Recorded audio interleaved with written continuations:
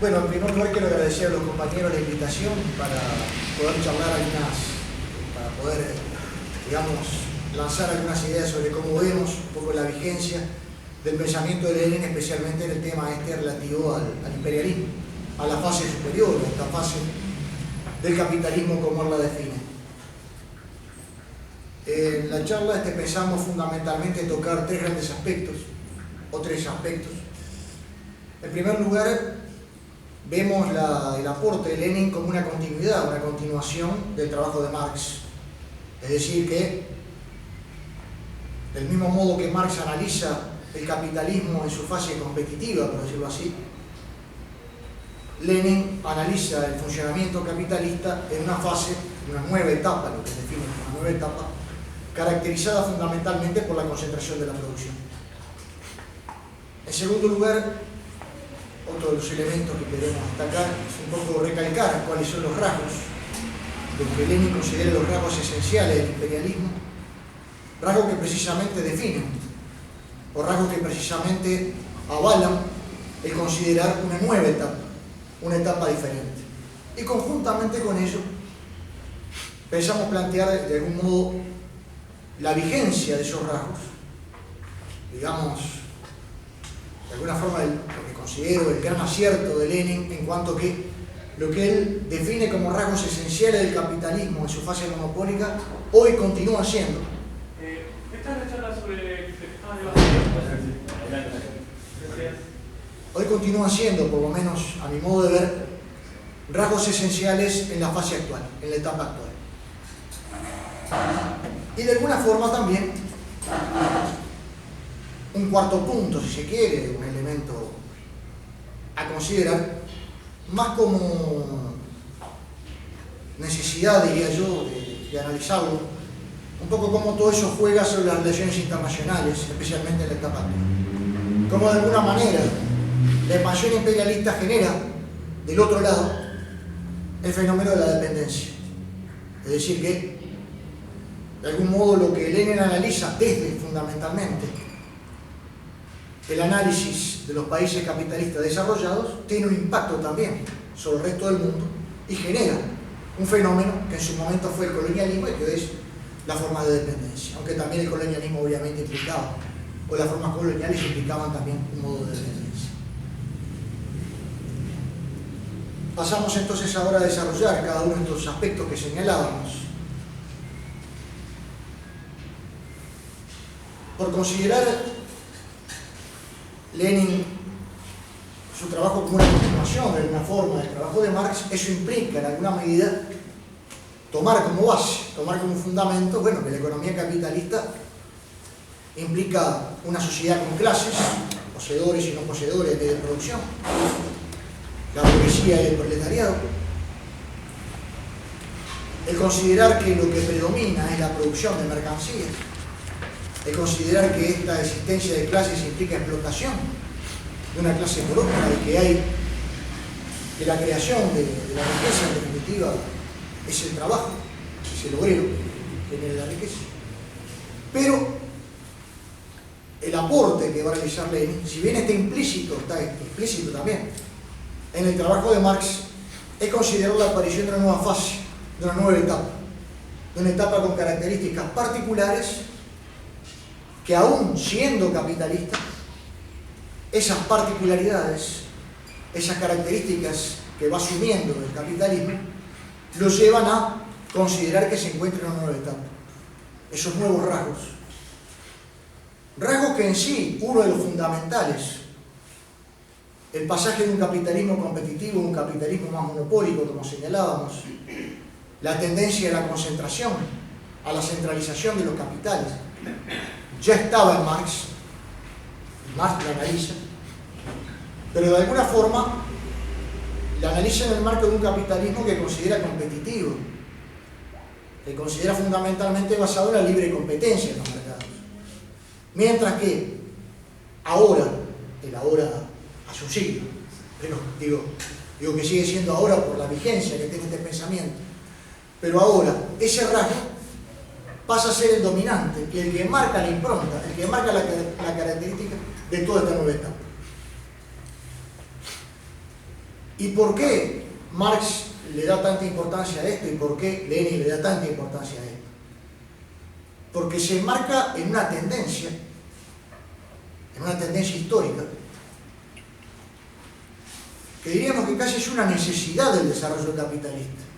Es decir, no es un rasgo arbitrario, no es algo que surja porque sí, no es algo casual, sino que el propio funcionamiento capitalista.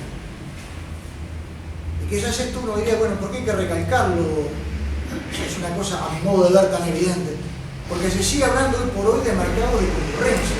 Se sigue hablando y en la economía oficial se siguen haciendo curvitas de oferta y demanda y de punto de equilibrio.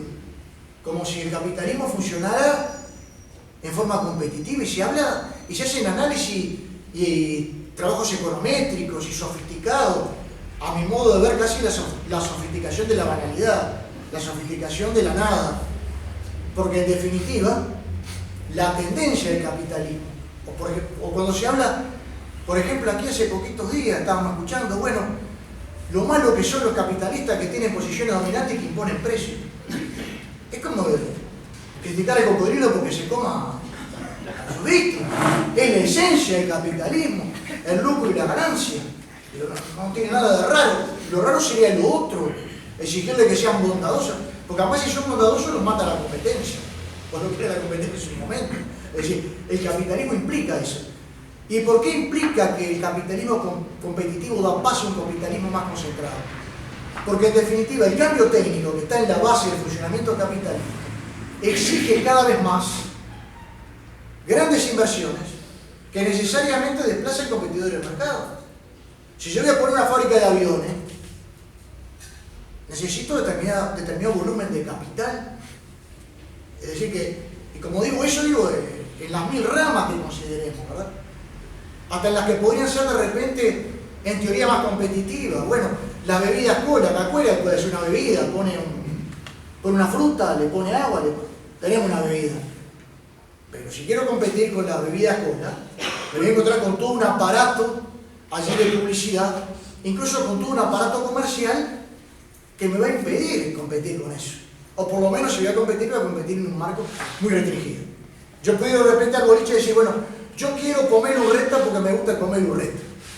Y vos venimos y me invitan, no señor, aquí trabajamos con la bebida con tal marca cola. Si quiere comerlo tiene que ser de esta marca o de otra. Pero señor, la competencia, la libre competencia y la concurrencia. Bueno, si es muy piola me va a decir, no, mire, si usted está medio colifato, va a llamar a Millán 2515 y tal. Pero eso, que parece casi de colifato, sobre esa base se hacen los análisis, el 99% de los análisis económicos hoy, sobre la base de un mundo de competencia. Pero el capitalismo competitivo, reitero, da paso al capitalismo concentrado. Entre otras cosas por el avance de la técnica, entre otras cosas por los requerimientos para inversión mínima para entrar en el mercado. Y entre otras cosas también, otra cosa que también estaba en Marx, el tema de las crisis, cada tanto hay crisis. Y la crisis implica fusión de empresas, implica que desaparezcan los competidores más débiles e implica lógicamente una tendencia de concentración. Y eso que analizó Marx, eso lo retoma Lenin, y eso hoy, miremos donde miremos, yo he repasado por allí, perdón si saco papeles como si fueran minguitos, pero a veces apuntan unas cositas por ahí, un libro que trata sobre las 100 mayores, un señor se llama Matera, trata sobre las 100 mayores empresas del mundo, ¿verdad? Es un análisis descriptivo, no sé ni siquiera cuál es la ideología de este hombre. Pero, por ejemplo, yo me encuentro con que la General Electric, para todo el mundo, para mí también, ¿verdad? Uno dice General Electric, piensa en heladera, eventualmente en algún televisor, ¿verdad? La General Electric produce, por ejemplo, bombarderos, plástico, silicona, sector aeroespacial, motores de aviación, trabajo de electrodinámica, bueno, y sigue, ¿no?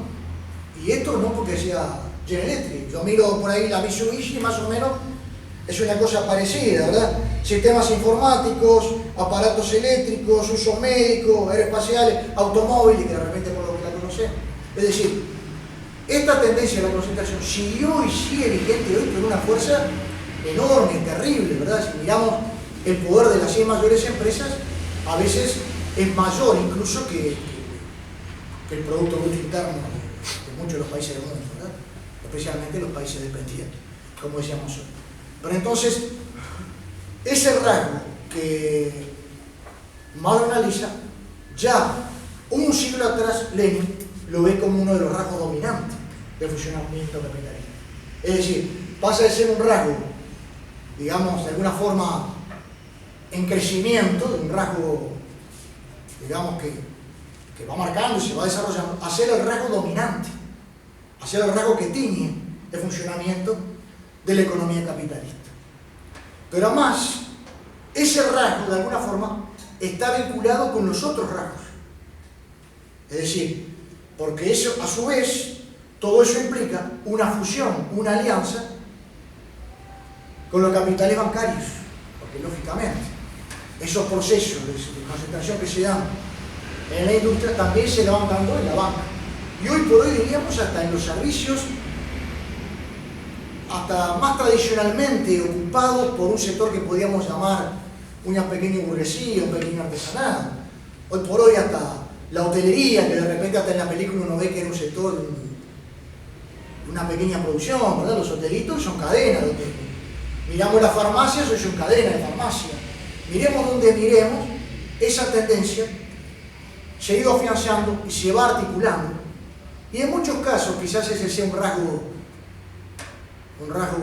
más actual, pero que no cambia la esencia, que hace el propio funcionamiento, pero que a mi modo de ver reafirma la existencia del imperialismo y va contra otra idea que a veces está por allí, de un mundo globalizado.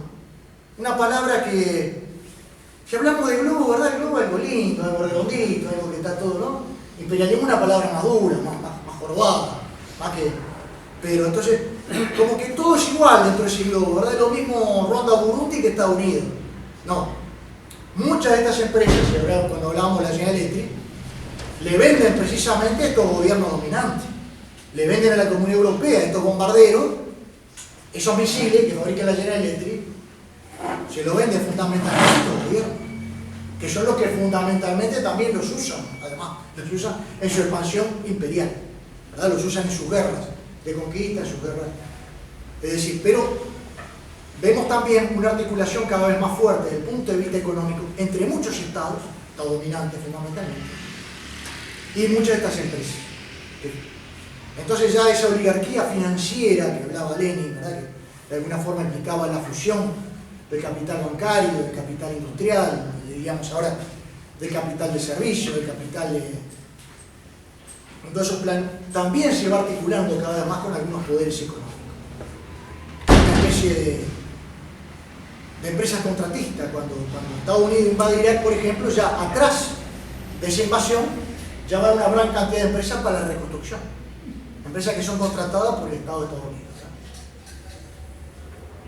Y allí aparece otro de los rasgos, que a mi modo de ver también mantiene y tiene plena vigencia, que es la exportación de capitales. Es la exportación de capitales, que también se articula con los otros rasgos. ¿Por qué? Porque ese dominio monopólico, ese dominio cuasi monopólico, dentro de los países dominantes, requiere para su consolidación de expansión hacia el resto del mundo, porque una vez que controla esos mercados también se buscan nuevos mercados. Y en muchos casos requiere también el control de algunas materias primas básicas. ¿Por qué?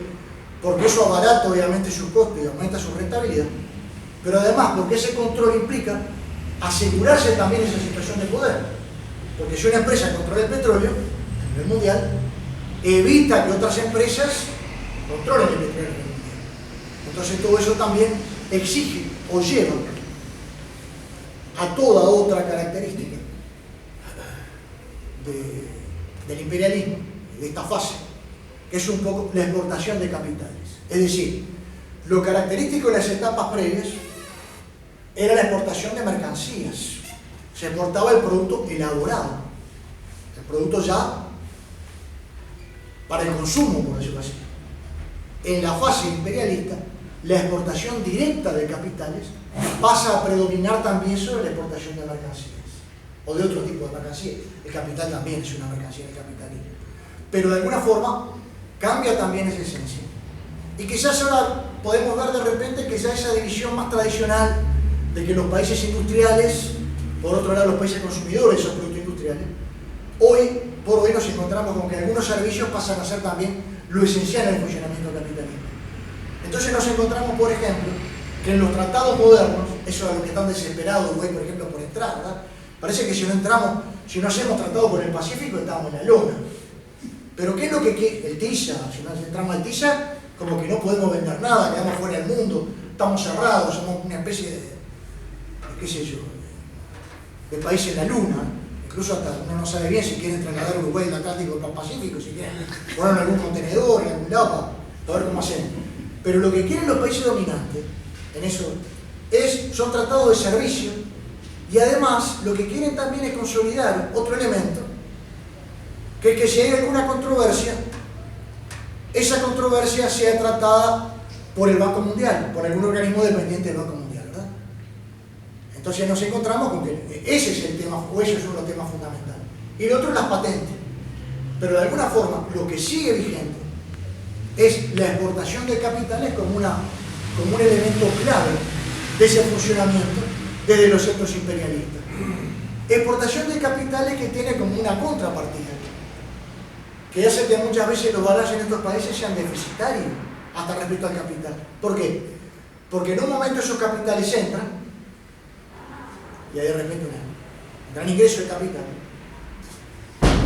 Está todo el tema aquí, por ejemplo, de Uruguay, lo que fueron estos años, con la compra de tierras, con la absorción de empresas, pero después, y aquí ya estamos entrando un poquitito en otro punto, el fenómeno de la dependencia, esas grandes empresas que tienen su cabeza en el norte, que la siguen teniendo en el norte, porque además por algo los presidentes del Banco Mundial y el Fondo Monetario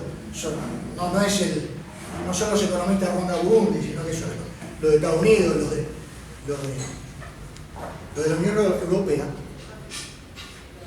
Todo este funcionamiento tiene como contrapartida que después esa ganancia de esas grandes empresas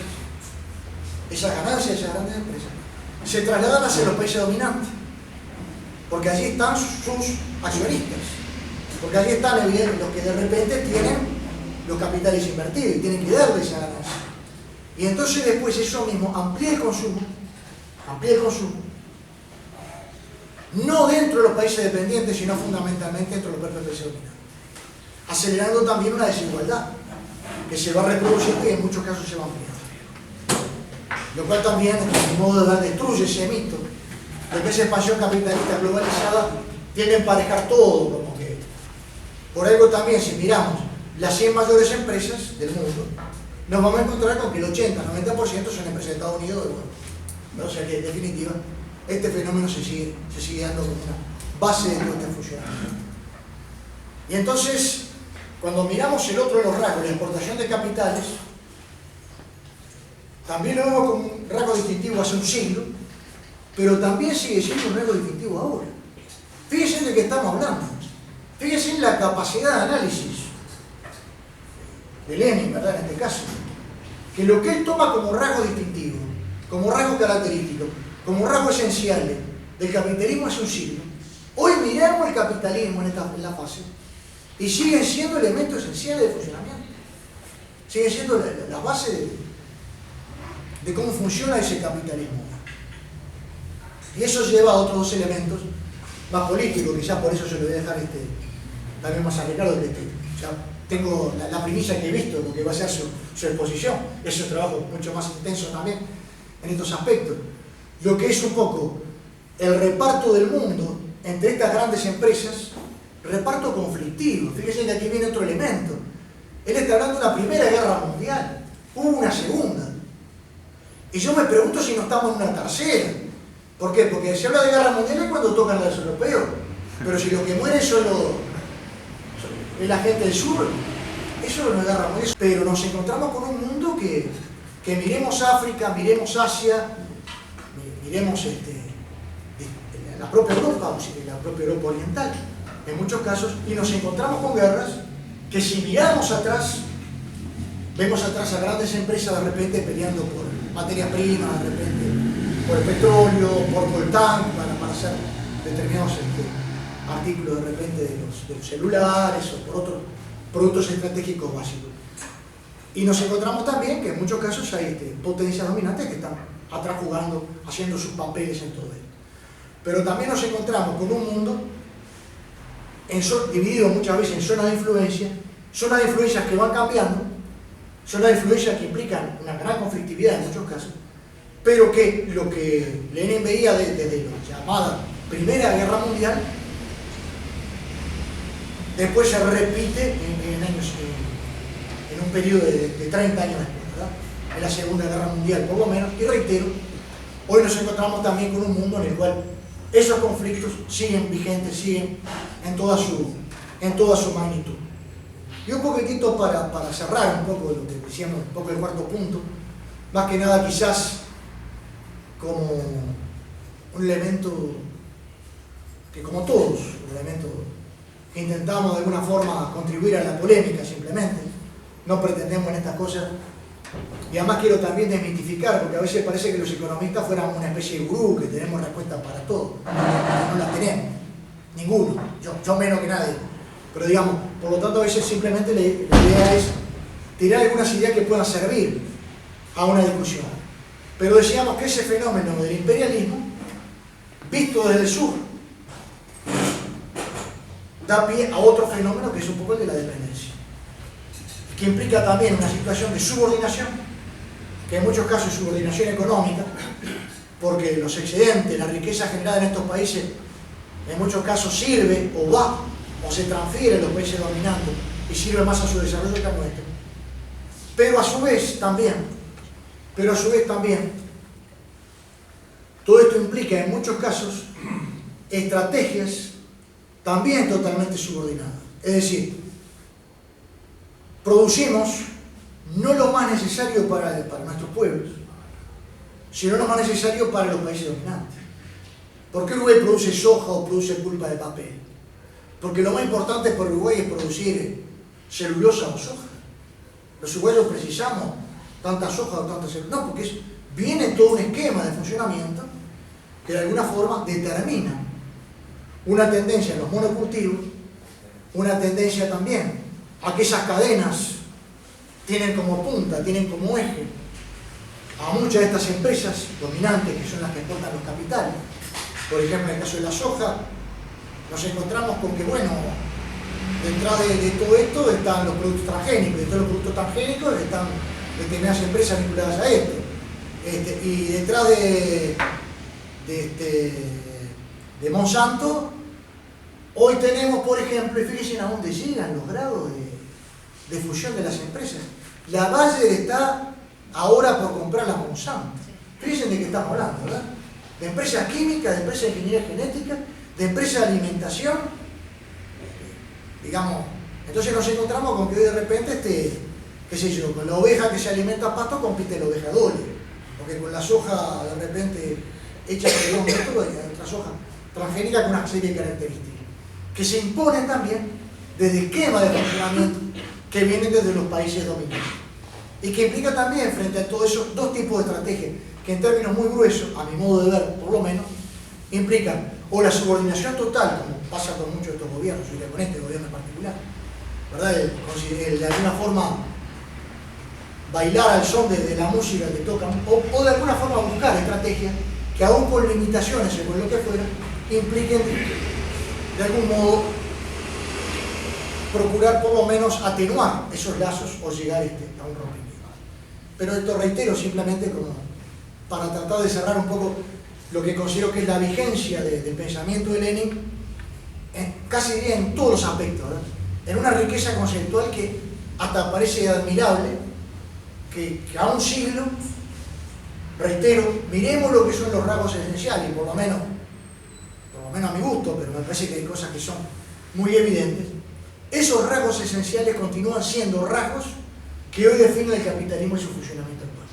Y que son rasgos que hoy, en particular, de repente nos están golpeando y que de repente están detrás, fíjense que de repente están detrás del ajuste fiscal que hicieron hace un poquito.